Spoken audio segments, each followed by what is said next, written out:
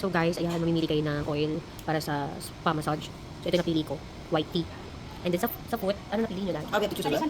I'll go for, amoy natin, tong herb. Ayun.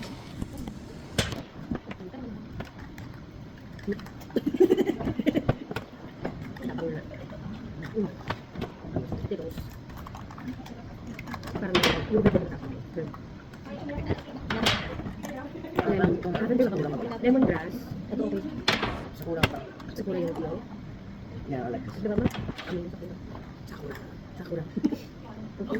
Ito go for I'll go sakura. I'll go for lavender. So, ayun na nga mga kapatid, after namin piliin yung mga gusto naming oils and herb balm na gagamitin for our foot and body massage, nag-proceed na nga kami dun sa massage area nila.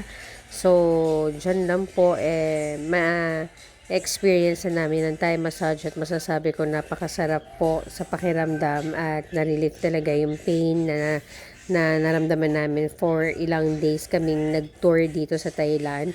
And this is my first time na mag-Thailand, kaya gusto ko lang po i-share din yung mga blessings and learnings na natutunan ko dito, dahil sino ba naman tayo na magdamot, 'di ba?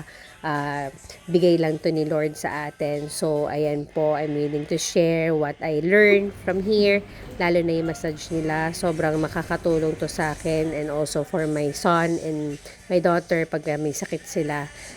Ganyan po talaga ako pagka meron akong nagustuhan na isang bagay. Gusto ko siya matutunan kasi alam kong makakatulong to sa iba. Kaya sinishare ko rin po sa inyo. Kaya yun po, enjoy nyo po yung video na kinuha namin and also photos. Sobrang good vibes po itong lugar na to. Kaya itry nyo po pagka nagpunta kayo ng Thailand dahil marami silang branches dito sa Thailand and nire-recommend na po namin talaga siya na sobrang puntahan nyo po at subukan. Ayun, God bless everyone. Thank you for watching my reels and po sa ibang nag-follow sa akin.